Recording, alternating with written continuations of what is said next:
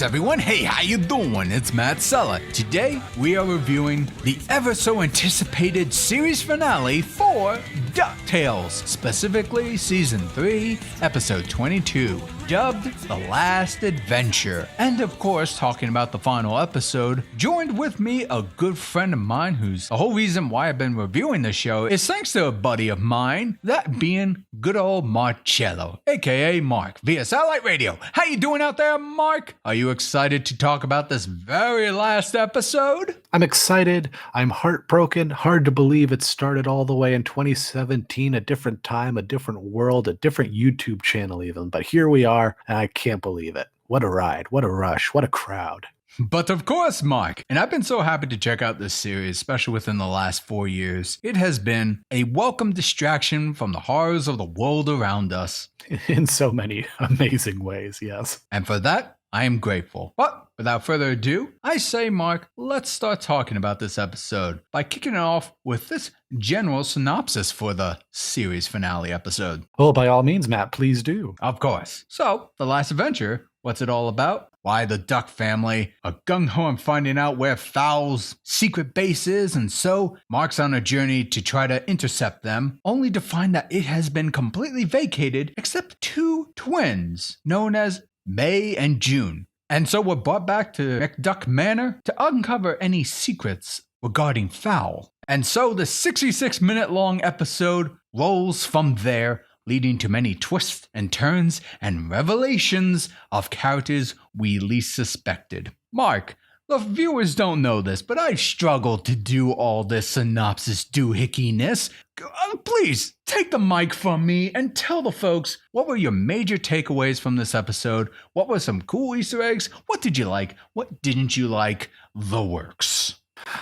Well, for me, Matt, I'll get a dislike out of the way early, mix it up a little bit. It's the final episode. We're going to break from tradition.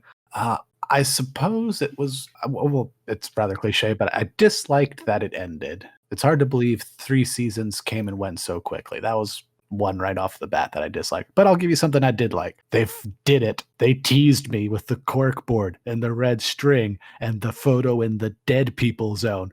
But Professor Ludwig von Drake is alive. And why?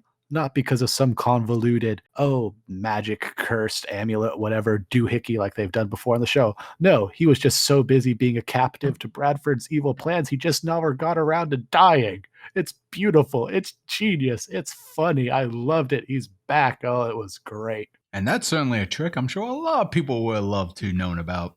Oh, but I guess for some more serious stuff there as to things I liked, I found it weirdly satisfying. You actually had the whole theory as to Webby's origin for a long time, going all the way back to her even actually being a clone of Mrs. Beakley, of all things. But with the revelation here that she is in fact an experiment from Scrooge being the big reveal, it was really interesting. Explained why Fowl needed her, especially with the papyrus that we had, and just so many other things coming back, really. It'd be really hard. I'm probably going to gush more about just fun things we had in the episode than the episode itself, but also, like, Bradford, for me, was going to be always an interesting and tough character because it was always going to be, he doesn't want to be the villain, but all the best villains also, in many ways, see themselves as the good guys of their own story. So it was interesting to see Bradford transform and also sort of, in some ways, for even brief moments, shed that facade that he's created for himself, of all people, as being, righteous, and just his relationship with Atticus Finch, and just how he, as a boy going on adventures in his youth, he took away the opposite message and experiences in many ways that the Duck family did with their adventures. It made him way more interesting to me. It was fun having a bunch of characters come back. It really confirmed for me how much I actually liked Black Heron as a character, and I actually kind of hope, she's, spoiler alert, she's gone now, but I would love to see her come up just in more Disney stuff. I think she was a real fun new character to the series I'd like to see continuing, and just so many stuff with the triplets and who they actually are, not the Huey, Dewey, and Louie triplets, but the April, May, and June triplets, because we just saw them, a more traditional version of them, granted, in the Three Caballeros show that premiered on Disney Plus for at least the US audiences that we did review. If you wanted to go and see that, by the way, folks, plug. But yeah, it was just, there's just so much going on and so many fun things coming to an end, but also, so many things still left open. And, are these things going to be touched on elsewhere, and how might they be? And heck, even why after 3 seasons was this show, brought to an end, and just so many fun things to talk about. I could go on, but we got to have some semblance of structure here. So Matt, what did you think overall, I guess then? I guess the overall feeling I had with this episode is, as implied early in our review already, this series finale definitely filled me with gratitude that we even got such a successful 3 seasons, I would say. Of course. And I'm kind of going to be jumping all over here. And obviously, this is a spoiler talk review, folks, so everyone knows. Oh, I mean, I was jumping all over the place as it was, Matt. Don't worry about it. I'm not gonna. Instead, I'm going to tell you one fun thing is when the credits rolled and everyone was kind of like free falling from the sky, I love the fact that that actually explains the Comic-Con poster we got, I think like a year ago. So I thought that was a kind of a cool, like little wrapping of the bow tie there. I thought that was really cute and kind of fun. It's adorable. And so to get to the point of how I feel about this episode overall, I'm not getting into the nitty gritties just yet. I think we had a lot of great revelations here. I was half right. Webby was a clone, but not of Mrs. Beakley, but of Scrooge in a way, to be the first heir, which made sense to me. The fact that May and June couldn't find the papyrus thing, but Webby could. Logically speaking, that makes sense to me. And the fact that throughout the whole series, Webby saw herself part of the Duck family, even though she knew, or at least at the time she knew, they weren't related by blood, but that didn't matter. They were friends, they deeply trust each other, they were family. And so now to finally have that special connection that she had with Scrooge, because I remember there was a few episodes where many times when Webby was allowed to adventure with Scrooge, she wanted to learn as much as she could about him, even wanted to be like him in many ways. So whether that was intentional or not in this final season, because I believe that happened in the first season, it adds a lot of context to it that's actually quite cute, like a daughter looking up to her father in a sort of way, or a kid looking up to her father. It doesn't matter. It's like, I think it really adds some extra dimension to her character. And I remember for a while watching the show, I remember Webby became one of my favorite characters in the entire show. Not only because I really liked the voice actress, but I also liked her personality, her assertiveness, and her interest to learn. I really feel like it came to full circles here when it came to that reveal at the very end. And to kind of go to you a little bit, Mark, I also love the fact that Ludwig kind of knew this already and assumed everybody knew this. I thought that was actually kind of funny. Oh yeah, that was great. That just, I don't know, just another great Ludwig moment. What more did I need? Just kept piling it on. What could I say? But it was funny. Just like, oh, you didn't, oh, whoops. Okay, I'm just gonna let you process that. And another positive that I want to quickly jump to, since you were mentioning Bradford there, you bring up a really good point. A villain usually doesn't see themselves as the bad guy in their story. They see themselves as the good guy. His final bout with Scrooge McDuck, using the armor provided by the sword of Swanstein, I got a lot of MCU vibes from that, and that's not a bad thing for me. It really felt like a final boss bout was happening, and with the music accompanying that battle and how well choreographed and the compositing and the dynamic poses the action was in, it was a lot of fun to watch. I really had fun watching that battle. And it didn't really quite like have me at the edge of my seat saying like, oh, is Scrooge gonna die? Is Bradford gonna die? No, it was just pure fun. And it really made me feel like a kid watching afternoon cartoons again. And that's a strength for the series we've had really since the beginning of it. We've gone over and over in that sense of nostalgia, but also in terms of not even necessarily if you were familiar with the original DuckTales, but just how it has such that joy of being a cartoon and having that Saturday morning sense of fun and adventure. But at the same time, it was juggling all these different plot points and everything, and it could have just become so convoluted and unsatisfying in the end. I mean, we actually have some plot points I don't think necessarily were resolved yet, and whether or not those will come into play later in future projects that we'll talk about maybe in a bit. But it was just, you had such a fun time watching it. In many ways, it was, the comparison to the MCU doesn't really even stretch to Bradford so much as it was, you just had such a fun time watching in the moment. You didn't really care about if it didn't necessarily cover X, Y, or Z. You were just there for the ride. You were having fun. You were enjoying time with these characters, which is just such a rare thing that, so many cartoon shows I feel like don't do or do very well anymore. But then this one did, and it still had its fun, complex narrative and mystery, other than just being, all gags and stuff like that. It was amazing, and especially for series slash season finale. And I think it stuck it in many ways. For sure. Now, there was a lot of cool Easter eggs and little character group moments here and there, but I want to kind of get to maybe like one nitpick that I just kind of want to get out of the way, because honestly, folks, I really don't have anything bad to say about this final episode. I really don't have anything that killed it or ruined it for me. I had fun the whole way through. There was one moment, and that involved Launchpad with the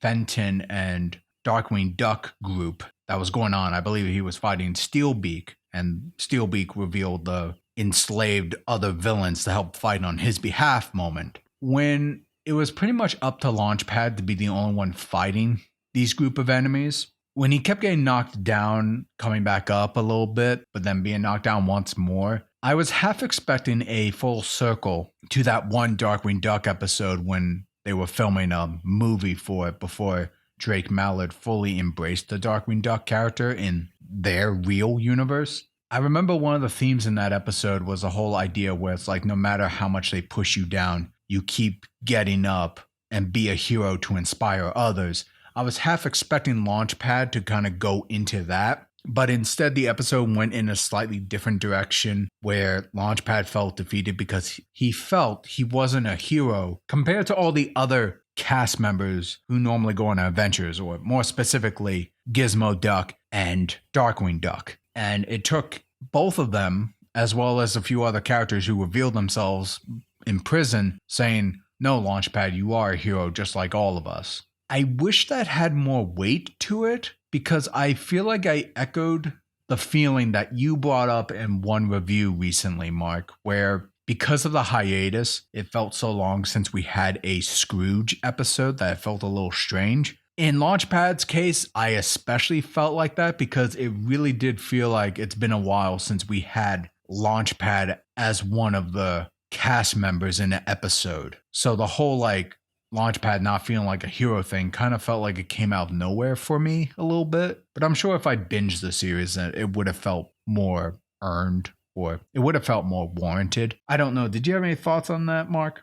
I think that's certainly very fair. It did come across to me as a bit odd that all of a sudden Launchpad was kind of doubting himself so much in this episode. And I think there were a few moments just with the hiatus in mind, and even when we mentioned it before, just that I think because, it only had 3 seasons, there were some things like, especially Gandra and Fenton's relationship where like we kind of maybe would have liked one more episode in each of those to kind of really have that payoff. And I kind of feel like maybe there could have been one episode just where, Launchpad starts doubting himself a bit, and it leads into this a bit. But I don't think it was quite as much of a hang up for me as it was for you, because then again, I've also had some varying feelings of this incarnation of Launchpad from time to time. So it's hard to say. Yeah, I think overall, and correct me if I'm wrong on this, Mark, because I think, you already said this, I actually liked Launchpad a little bit more than you did throughout this series. That being said, I didn't laugh at every single thing he's done, but as a character and his personality and lines, it worked for me for the most part. But to kind of jump into other things, because I could go on and on about some really interesting moments here, like we had with Huey, Dewey, and Louie, utilizing their skills to try to keep the team going, but they had themselves doubts or occasional goofs on some parts of the plan. But I want to talk about the way this show ended. I personally feel like at the end of it, the show ended in a way that I kind of assumed, that it didn't feel like the end of adventuring for the Duck family at all. It just felt like we got a major revelation for Scrooge and Webby, but if they wanted to keep making more episodes or specials or whatever, they could. It's not like a walk into the sunset kind of ending or anything like that. It definitely leaves it open to more adventures to be had. And I really feel like, and even though this is not confirmed, because I think Mark will back me up on this, the Darkwing Duck special or exclusive show, whatever it's going to be called, that's going to be on Disney Plus. I have no doubt in my mind that it's a continuation of this version's Darkwing Duck, especially given the fact that we've been given some open-ended storylines already that involve Darkwing Duck and Gosling. I don't know why they would not utilize that and continue off of that to carry over some of the DuckTale fans over to Disney Plus to try to expand themselves. It doesn't make sense to me that they would do otherwise.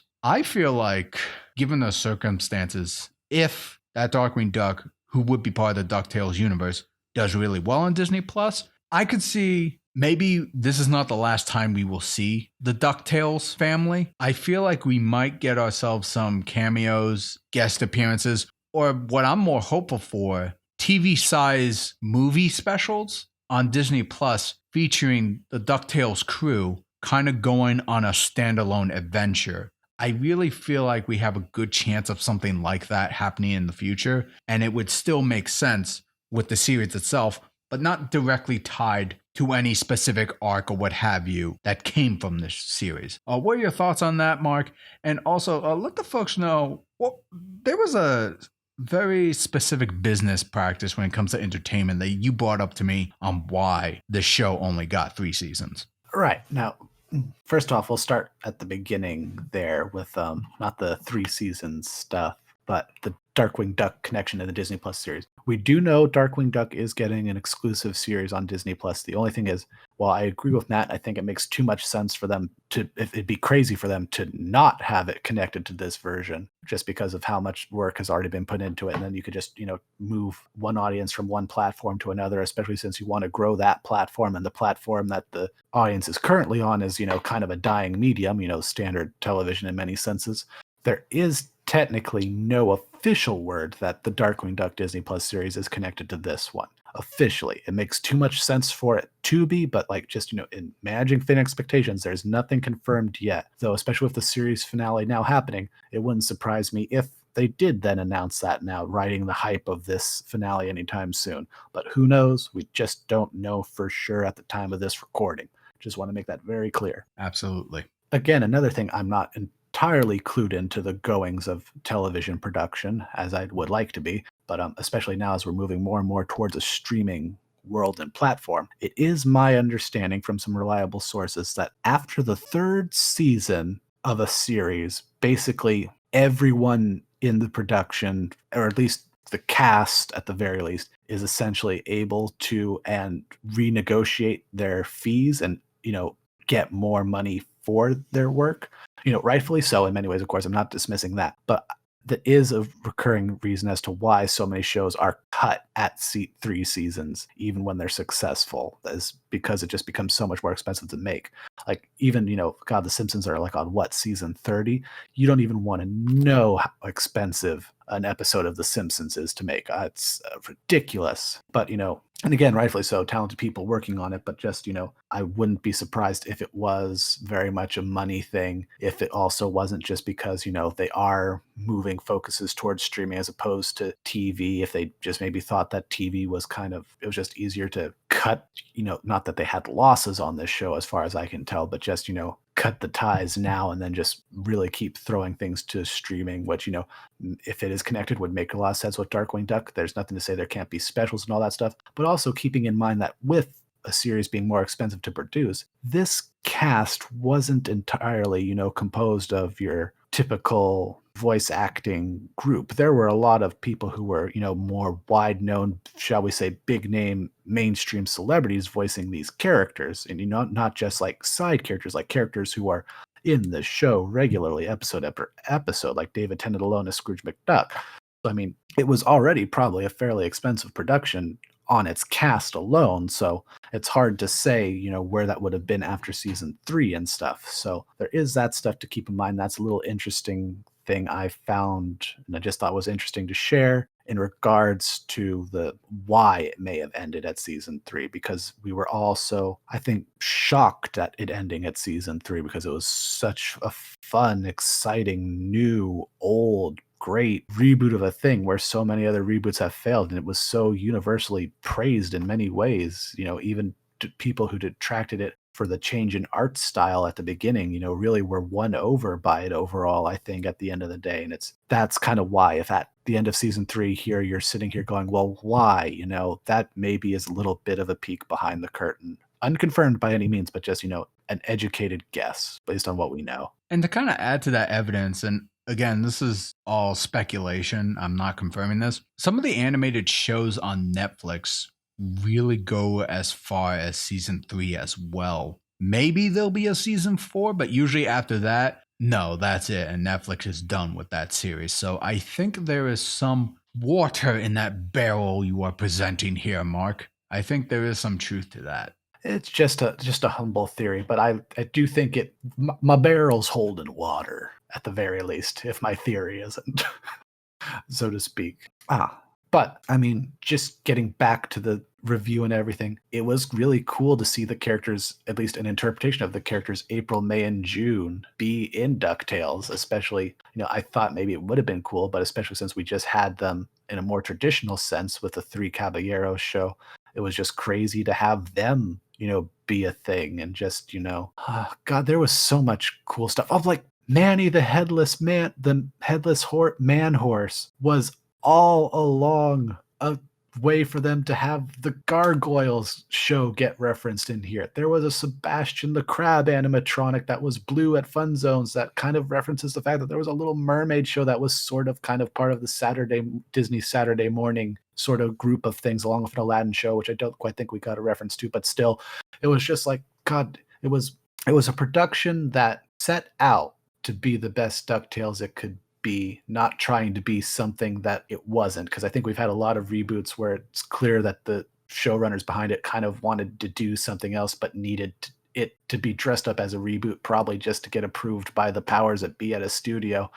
But like it, if you were a fan of the TV show that it originated from, you got stuff. If you were a fan of the comic books that inspired the TV show back in the way, you got that. And then you got all this other stuff too, of the Saturday morning stuff coming in. It's a crazy ride. I feel like there's stuff I'm probably forgetting in the heat of the moment of it, but like, I do think the ending was very open-ended. As Matt said, I do think there's room for more, and it would make sense for there to be more in many ways, even if it wasn't, DuckTales second series, or like if they did like their own version of Quack Pack to kind of keep it going, not necessarily literally, but just as a different title or something, or even with Darkwing Duck. Like there's a lot of fun to be had here. If I could say, Mark, I know they probably would never do this, but it'd be hilarious if they actually came out with a Disney Plus exclusive DuckTales movie retelling the whole Murloc standalone adventure. What if they did that? I thought of that because we had naive and thinking there was going to be a season 4 or even a movie, but yeah, heck, honestly, just about anything. Like I would love a final adventure modern DuckTales movie, even if it didn't necessarily have to do with the lost lamp so much as it was just having Murloc as a villain again for Christopher Lloyd and everything. Like, God, it just could be so cool. I love it. I love where your head's at, Matt. Just to kind of go back to your thing with the open-ended stuff, like we never had Magica find Poe again, because that was something that literally got brought up in the last episode. Negaduck's still technically out there, which does lend credence to, the Darkwing Duck series being a continuation of that, because that thread is still out there. Like there's a lot of stuff still to do that could come up in so many different ways, even if they were like hour-long movie specials or something. It'd just be fun. There are a lot of great possibilities here, but right now, in a way, unfortunately, the ball is in the Disney company's court. I still stand. I feel like DuckTales should have migrated to Disney Plus, since their subscriber count has been exploding, especially over the last year. More eyes on it, more interest on it, more marketing opportunities, the whole thing that only Disney cares about. They could have had something even more here, but I am happy with how the way things concluded. And if Disney's smart about it, I think there are more opportunities for us to explore this Duck universe with other means and whatnot. Mm-hmm. Amen. There's so much stuff still to add. Like, I thought we were going to be done with the regular villains, after the whole sort of wrap up of some of their stuff at the end of the last week's episode. But then who bursts out of a prison unit, but it's Glomgold, and like all this other stuff. It was just really fun. I think in retrospect, I could do a talk just on things I liked or didn't like, because there are some things I don't like about the series as a whole. But I think if we're just talking kind of series finale at the moment, I am very satisfied. I guess, if you want us to do a series overview review, I mean, this kind of was in many ways, but like just some of the things we like, dislike as like bullet points, like let us know, I guess. It'd be fun to talk about DuckTales one more time. But yeah, no, overall, I had a great fun time, which is just something I could say about this show from start to finish. I 100% agree, Mark. It's been a duck blur.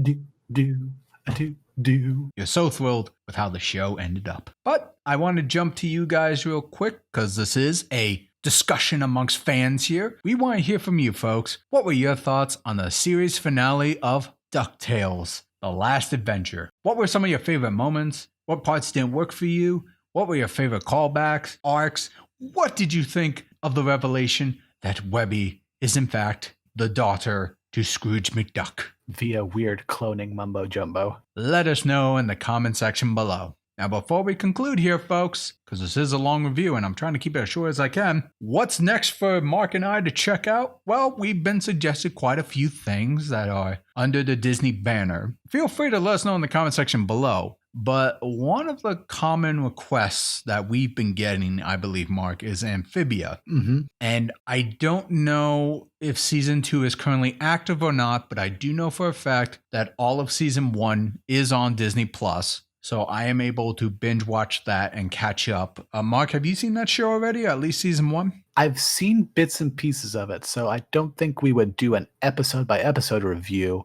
at this point, but I think stick around, because we'll probably do a season 1 as a whole review for Amphibia and then try and catch up from there. Of course, we're still going to be waiting up on Owl House season 2 whenever any developments from that happens. But also just any other animated shows that you want us to talk about. It doesn't have to be Disney related. They seem to be really turning out some real bangers lately. So they've kind of been, taking up the amount of stuff we review. But let us know. Keep the conversation going. Keep recommending more stuff. But rest assured, Amphibia is probably our next stop on the journey. And if things continue to go well, there was one person who did suggest an upcoming Disney show that's coming out, which unfortunately is coming out on Disney Channel, which I don't understand that, but whatever, I've always said that a million times, is The Ghost and Molly McGee, which, as far as I understand it, that's coming out in the fall. I believe so. It looks like it has sort of a girl and a ghost, Grim and Mandy kind of vibe, at least with that relationship dynamic, but also the ghost is voiced by Master Shake. Who doesn't love Master Shake? I was sold as soon as I heard that voice. But like what Mark says, we are not limited to Disney. If there are shows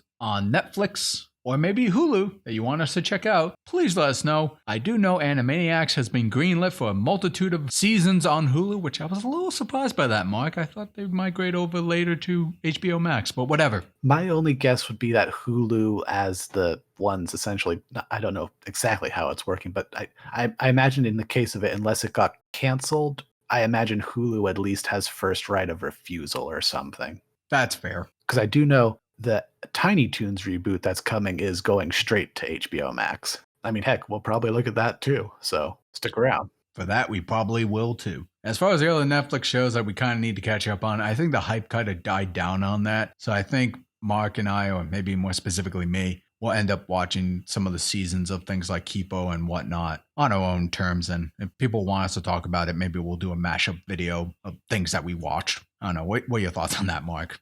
I think so.